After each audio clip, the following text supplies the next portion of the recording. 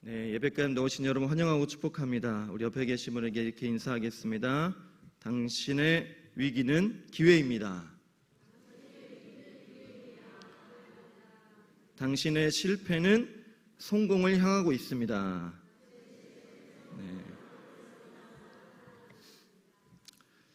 네, 오늘 예배당에 들어오기 전까지 참 마음에 좀 근심이 많았습니다.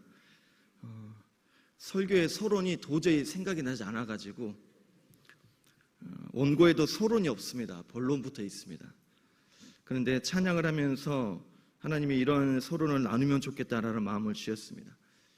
제가 수요일날 설교를 하게 되면 우리 이우연 목사님께서 찬양을 인도해 주시는데 감기로 목이 안 좋아가지고 기침을 너무 많이 합니다. 이대로 찬양시켰다가는 기침으로 하나님을 찬양할 것 같아서 도저히 안 될 것 같아서 급하게 행정적인 절차를 조금 무시한 채 우리 새로운 조봉석 집사님을 급하게 인도자로 세웠습니다. 걱정이 많았죠. 한 번도 인도한 걸 보지 않았기 때문에 걱정이 많았죠. 그런데 웬걸 너무 잘하세요. 무슨 찬양 집회 와 있는 줄 알았어요. 그래서 내가 이제 하차할 때가 됐구나. 사실 몰랐던 찬양도 두 곡을 배우게 됐고요. 이렇게 좋은 찬양이 있었구나. 참 목소리도 좋으시고 찬양도 잘하시고 이걸 경험하면서 참 신기한 게 뭐냐면 내가 없으면 안 될 것 같고 저 사람이 없으면 안 될 것 같고 저기 없으면 안 될 것 같지만 참 신기하게도 교회는 더 잘 돌아가고 더 잘 흘러갑니다. 우리는 실패라고 생각하고 안 될 거라고 생각하지만 하나님께서는 더 좋은 길을 예비해 두셨다는 것이죠. 그것이 바로 하나님은 우리의 위기를 기회로 사용하신다는 겁니다. 저와 우리에게는 오늘 인도자가 없는 것이 감기가 위기였지만 우리에게는 더 좋은 인도자를 발견할 수 있는 기회를 하나님께서 마련해 주신 줄을 믿습니다. 네, 그동안 즐거웠습니다. 네, 저는 앞으로 회중으로 찬양하도록 하겠습니다. 네, 한국교회는 세계에서 유례가 없는 엄청난 성장을 경험했지요. 1970년대 말에서 80년대 초까지 1년에 무려 10,000명씩, 아니 100만 명씩 성도가 늘었다고 합니다. 1년에 100만 명의 성도가 늘었으니 엄청난 부흥이고 성장이죠. 그런데 이 큰 증가를 뒤로하고 90년대 말부터 교회는 하락을 하기 시작했습니다. 이 교회는 에클레시아라는 단어를 사용하는데 이 문자적으로는 밖으로 불러 모으다라는 뜻이에요. 즉 죄악된 세상에서 불러 모아진 성별된 자들의 모임이 바로 교회가 되는 것이죠. 곧 예수 그리스도를 구주로 고백하는 성도들의 모임을 바로 교회라고 합니다. 예배당으로 모이고 또 가정 예배로 모이고 각종 집회나 기도회로 모인 이들은 모두가 다 에클레시아였다는 거예요. 예수님이 필요했고 또 복음이 필요했기 때문에 사람들은 모였습니다. 그래서 예수님과 이 복음으로 모인 사람들은 달라졌고 그들은 달라지고 변화된 모습으로 사회와 가정에게 좋은 영향력들을 흘려보냈습니다. 그래서 신앙생활 하는 것이 자랑거리였고 그리스도인들은 인정받았고 칭찬받았고 많은 청년들은 신학교로 모였고 또 열방으로 선교사로 헌신하며 나아갔습니다. 그런데 이렇게 많은 사람들이 모여들다 보니 예배당의 건물이 높아지고 넓어지기 시작했습니다. 은행에 빚을 내어서 여기저기에 교회 건물들이 들어서기 시작했다는 거죠. 여러 좋은 시설들과 프로그램들이 교회 모임 안에 들어왔습니다. 그때부터 에클레시아가 건물이 되어버린 것이죠. 예수님을 구원자로 영접한 자, 마음에 예수님을 모신 자가 교회인데 교회가 건물이 되어버렸습니다. 사실 교회는 건물을 의미하는 것이 아닙니다. 특정한 장소가 아닌 것이죠.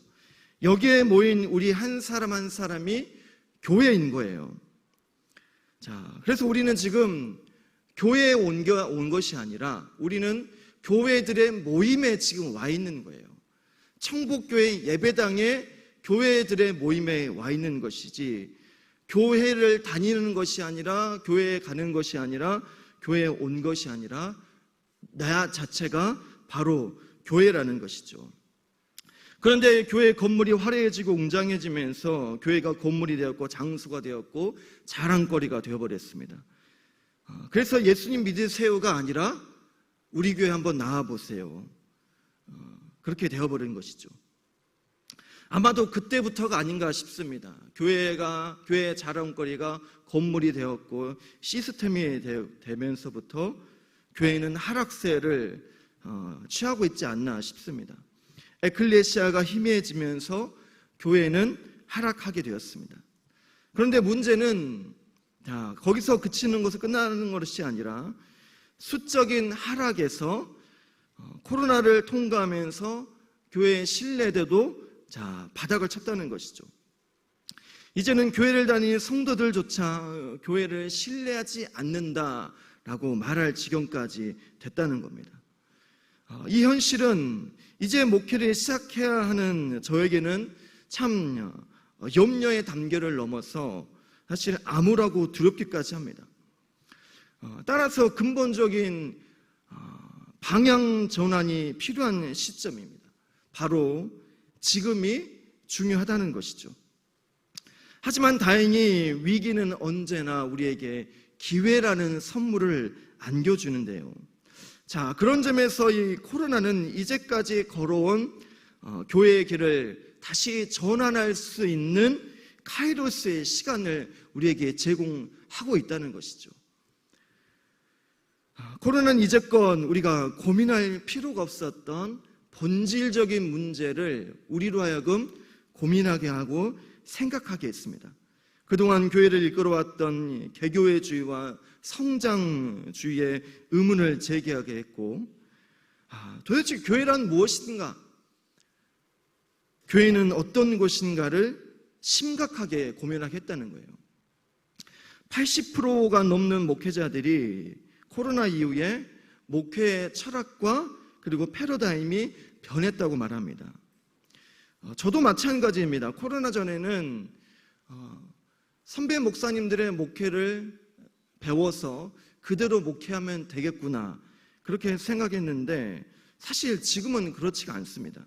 이전과는 다른 목회 철학과 패러다임을 준비하지 않으면 앞으로의 내 목회가, 내게 맡겨진 사명을 온전히 감당하기가 참으로 힘들겠다라고 생각합니다. 그래서 고민이 많다는 것이죠.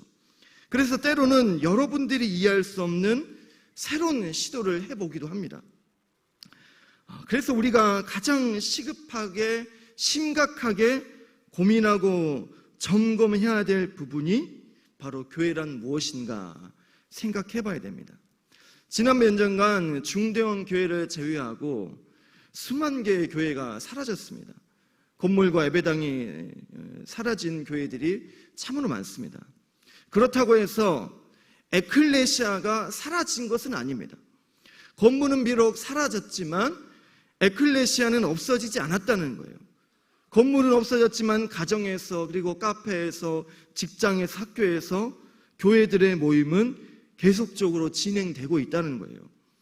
이런 상황 속에서 교회는 건물이 아니라는 생각에서 사람 중심으로 그 축이 바뀌고 있다는 거예요. 저희 교회는 다행히도 코로나 이전의 모습을 100% 회복했다고 보여집니다. 모이는 예배의 숫자가 아마 100%를 넘어서 더 많아지는 주일 예배가 참 많습니다. 주변에서도 다들 깜짝 놀랍니다.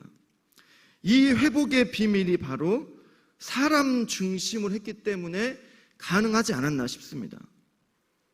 저희 담임 목사님께서는 코로나 기간 중에도 이 성도 신방을 멈추지 않게 하셨어요. 마스크 다 쓰고 성도들 신방을 다 다니게 하셨어요. 너무하다 싶을 정도로, 성도들이 저희 만나는 것을 두려워할 정도로 멈추지 않고 신방을 했다는 것이죠. 어떤 교회들은 이 기간에 건물을 새로 보수하기도 하고 새로운 공간을 마련해서 다시 성도들을 불러 모으려고 했지만 많은 성도들이 다시 교회로 모여들지 않았습니다. 어쩌면 이제 건물이 주는 편리함과 안정감이 교회를 지탱하는 원동력이 되지 않는다라는 증거를 우리 가운데 보여준 것이죠. 목회자 중심에서 이제는 성도 중심으로, 프로그램과 이벤트에서 전인격적인 돌봄과 성도 훈련으로, 중앙 집권적 모임에서 하나님 나라의 운동으로 그 가치가 전이되고 있다는 것이죠. 한 곳에 모였던 중앙 집권적 모임에서 이제는 탈중앙화와 분산화를 통해 흩어지는 교회의 모습으로 수적 성장에서 네트워크로 변화되고 있다는 것이죠. 다 같이 모여서 듣는 한편의 설교와 그리고 행사와 프로그램이 아니라 한 사람이 한 사람을, 그리고 작은 모임이 다른 모임을 제자에서 제자로 세워나가는 교회가 되어야 한다는 겁니다. 이와 마찬가지로 좋은 건물과 환경을 만들어 놓고 모이게 하는 것이 아니라 에클레시아인 우리가 각자의 삶으로 흩어져서 복음으로 변화된 실제적인 성도의 삶을 세상 가운데 이제는 보여주어야 할 때라는 것이죠. 이제는 세상 사람들이 화려해진 교회의 모습과 교회에 있는 여러 가지 좋은 시설과 프로그램 때문에 교회에 모여들지 않는다는 거예요. 실제적으로 복음으로 변화된 성도들이 각자의 삶에서 복음으로 변화된 실제적인 인격과 성품과 헌신과 봉사와 나눔의 모습을 보여주어야 하지만 이제는 세상 사람들이 교회로 모여든다는 것입니다. 스데반이 순교한 후에 유대인들은 그리스도인들을 점점 더 핍박하기 시작했습니다. 이 스데반의 이 순교가 그리스도를 따르던 자들을 더 많이 핍박하도록 유대인들을 자극했다는 겁니다. 이때까지는 주저하고 있었던 유대인들을 자극하여 가지고 예루살렘에 있는 교회를 핍박하게 만든 것이죠. 어쩌면 스데반의 설교가 없었다면 예루살렘에 있는 교회들은 핍박과 고난을 당하지 않을 수도 있었다는 것이죠. 스데반의 이 설교가 유대인들을 자극하게 만들었고 자극된 유대인들이 예루살렘 교회를 핍박하게 만들었다는 거예요. 그러나 우리의 관점은 그러할지라도 하나님의 관점에서 볼 때는 훨씬 더 큰 유익을 가져왔다는 거예요. 예루살렘에서 편안하고 꽤 만족한 삶을 살았던 그리스도인들은 이제 유대 땅과 그리고 사마리아 주변 지역으로 어쩌면 반강제적으로 이주하고 옮겨져야 했습니다. 핍박은 그리스도인들을 예루살렘에서 쫓아내어서 유대와 사마리아로 흩어지게 했습니다. 그 성도들은, 이 성도들은 예수님의 되위임 명령을 완수해야 되는데 그들은 시작조차 하지 않았다는 겁니다. 어쩌면 그들은 이방인들이 그들에게 다가올 것이라고 기대했다는 겁니다. 우리가 굳이 그들에게 가지 않아도 우리가 가진 복음의 능력을 그들 스스로가 맛보고자 모여들 것이다 라고 생각했다는 것이죠. 마치 교회가 건물을 지어놓고 좋은 시설과 프로그램을 준비해 놓으면 사람들이 자동적으로 모여들 것이라는 우리의 계산처럼 말이죠. 그러나 이 스데반의 죽음과 그 결과로 생긴 핍박으로 인해 모든 것이 한순간에 뒤바뀌었습니다. 성령께서는 강권적으로 그들을 이방인들에게 보내셨고 그들은 핍박을 시작으로 예루살렘에서 흩어지기 시작했다는 거예요. 그런데 이 끔찍한 핍박과 이 박해 기간 동안 교회는 어떻게 됐을까요? 교회는 더 많이 성장했다는 거예요. 교회는 더 많이 부흥되었고 복음은 더 많이 전파됐다는 겁니다. 그들은 흩어질 때마다 복음을 전했습니다. 복음의 메시지는 순식간에 퍼져나갔다는 거예요. 그동안 우리는 뭉치면 살고 흩어지면 어떻게 됩니까? 죽는다라고 생각했습니다. 그런데 코로나 기간 때는 어땠습니까? 그때는 뭉치면 죽고 흩어지면 산다라는 계산으로 우리가 그렇게 살았습니다. 되도록 만나지 않고 되도록 움직이지 않고 되도록 혼자 머물러 했다는 것이죠. 이 최근 트렌드 중 하나가 있는데 바로 러닝 크루라는 게 있습니다. 일종의 이 달리기 동호회와 같은 형태인데 이들은 달리기에만 목적이 있다는 거예요. 온라인을 통해 이 모임을 형성하고 만나면 정해진 장소에서 만나 달립니다. 서로 격려하면서 시끌벅적하게 달리지만 달리고 난 이후에는 그걸로 끝납니다. 이후에 뒤풀이나 식사 모임 그런 게 없어요. 그냥 딱 달리기만 하고 다 흩어지는 거예요. 그리고 흩어진 그들은 뒤풀이도 하지 않고 딱 달리기만 목적으로 하고 각자의 삶으로 돌아간다는 거예요. 그런데 이것을 반대로 생각해 보면 과거에는 정작 자전거를 타는 실력으로 모이는 것이 아니라 동호회로 모이긴 모였지만 정작 자전거를 타는 실력은 늘지 않았습니다.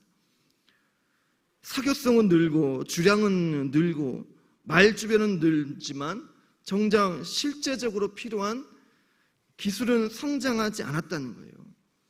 하지만 그들은 자전거를 못하지만 자전거 동호회 회원으로 모여 있다는 거예요. 그런데 교회도 이런 비슷한 양상이 나타납니다. 어쩌면 그동안 교회는 공동체성이 주 목적이 되어 있었다는 거죠. 공동체로 똘똘 뭉쳐 있으니 우리는 튼튼해 보이고 견고해 보였다는 거예요. 모여서 뭔가 열심히 했고 뭔가 열심히 봉사하고 헌신하니 신앙과 믿음이 성장한 것처럼 보였지만 그런데 막상 망치로 살짝 두들겨 보니 금세 금이 가고 깨지고 와르르 무너졌다는 것이죠. 즉 내구성이 없었다는 겁니다. 뭉치면 우리가 살 줄 알았는데 어쩌면 그게 아니었다는 겁니다. 교회 공동체에 와서 예배드리고 헌금하고 봉사하고 훈련과 프로그램에 참여하면 교회로서 내가 해야 될 역할을 다 했다고 그렇게 생각했다는 거죠. 공동체로 모이는 것에만 우리는 목적을 두었지 정작 본질에는 충성하지 않았다는 것이 코로나를 통해 드러났다는 거예요. 어쩌면 그래서 코로나가 우리를 흩어지게 만든 걸 수도 있습니다. 그런데 이렇게 깨어져 흩어져 보니 진짜 부족했던 것이 무엇인지 필요한 것이 무엇인지 발견한 성도들이 참 많았고 이 부족한 것들을 채워나가는 성도들이 많았다는 거예요. 교회의 신앙 공급이 끊어지자 성도들은 개별적으로 자신들의 신앙을 유지하고 성장시키기 위해 노력했다는 겁니다. 성경 읽기나 기도나 말씀 묵상과 큐티의 시간이 많이 늘었습니다. 특히 20대의 경우에는 성경 읽는 시간이 하루에 39분에서 53분으로 늘었고요.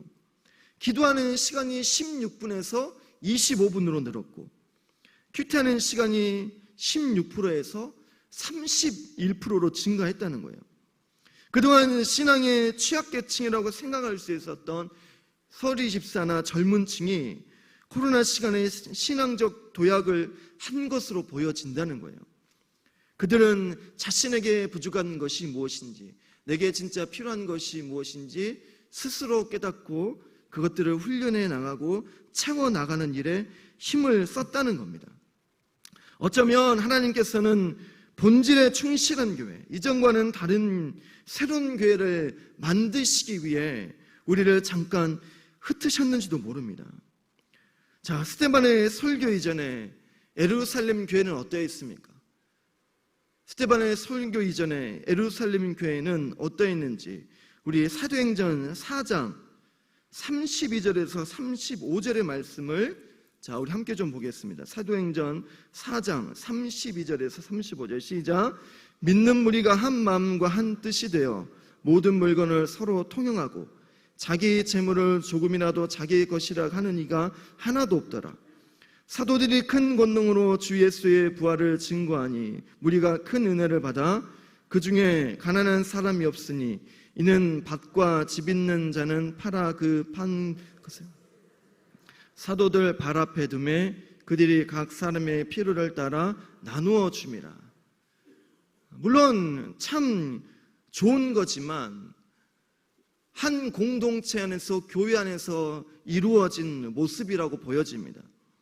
그런데 스데반의 이 순교 이후에 흩어진 교회의 사역의 모습은 어떠했습니까?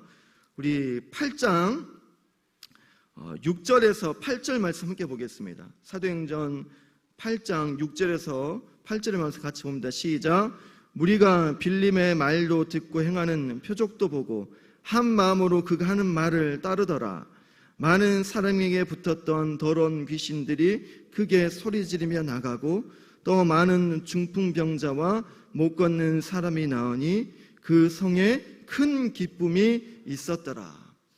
사마리아와 유대로 복음을 알지 못하는 자들로 흩어져서 복음을 전했더니 이러한 놀라운 기적과 이적과 치유들과 큰 기쁨이 여러 성 안에 일어났다는 겁니다. 그동안 예루살렘 교회는 같이 자기 것을 통용하고 나누는 정말로 좋은 모습을 보였지만 어쩌면 그거는 공동체 안에 들어왔을 때 그 공동체 안에서 이러한 나눔이 이루어졌다면 흩어진 교회는, 안디옥 교회는 여러 이방 땅들을 다니면서 복음을 전했고 그 땅에 있는 어려운 이웃들을 섬기며 돕고 큰 기쁨을 전했다는 겁니다. 왜 하나님은 스데반을 순교하게 했을까요? 왜 스데반을 통해 핍박받게 하셨고 왜 교회 공동체는 흩어져야 했을까요? 교회는 종교적 서비스를 제공하는 기관이 아닙니다.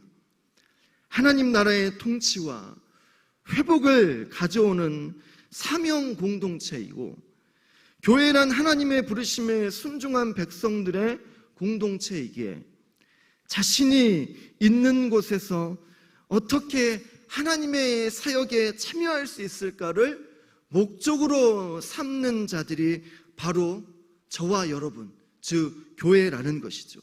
즉 교회는 자신을 위한 기관이 아니라 하나님 나라를 위한 선교적 공동체이면서 이 사역을 통해 하나님의 통치를 드러내는 증표이자 증인들의 모임이 바로 교회의 모임인 거예요. 어떻게 하면 지역사회에 선한 영향력을 펼치는 교회가 될 수 있을까? 우리는 고민해야 됩니다. 어떻게 하면 자발적으로 사역을 계획하고 이끄는 교회가 될 수 있을까? 또한 우리는 고민해야 됩니다. 그동안 우리는 전통과 또 제대로 오랫동안 수동적으로 살아왔습니다. 수많은 프로그램이 있었지만 이것들은 교회 내에 어쩌면 일꾼을 만들어내는 초점에 맞춰져 있었고 이제는 교회에서 흩어져서 선교적 교회를 우리는 지향해야 될 줄 믿습니다. 이 선교적 교회는 교회의 체질을 변화시킵니다. 교회의 정체성이 분명해지면서 성도의 이 선교의식이 높아지고 그러한 성도들은 일상에서 내가 교회로서 할 수 있는 일이 무엇일까? 자발적으로 찾고 그 사역에 동참하게 만든다는 것이죠. 삶의 자리에서 선교적 삶을 살아가는 선한 그리스도인은 지역에서 그리스도인과 교회의 좋은 평판을 높이게 되고 자연스럽게 전도의 결과로 이어지게 만든다는 것이죠. 여러분, 만약 우리 청복교회가 이 지역에서 없어졌을 때 이 지역 사람들의 반응에 따라 우리 교회가 어떠한 교회인지가 결정될 겁니다. 만약 우리 청복교회가 사라진다는 소식을 지역들이 듣고 절대 안 됩니다. 청복교회는 우리 지역 안에서 정말 소중한 존재, 귀한 존재입니다. 그러면 정말 우리 청복교회는 좋은 교회이죠. 하지만 아무도 관심이 없다면 청복교회가 없어지든 말든 어쩌면 그래 잘 됐다, 없는 게 낫지, 이러한 소리를 듣는다면 교회의 역할을 우리는 감당한 것이 아니라는 거예요.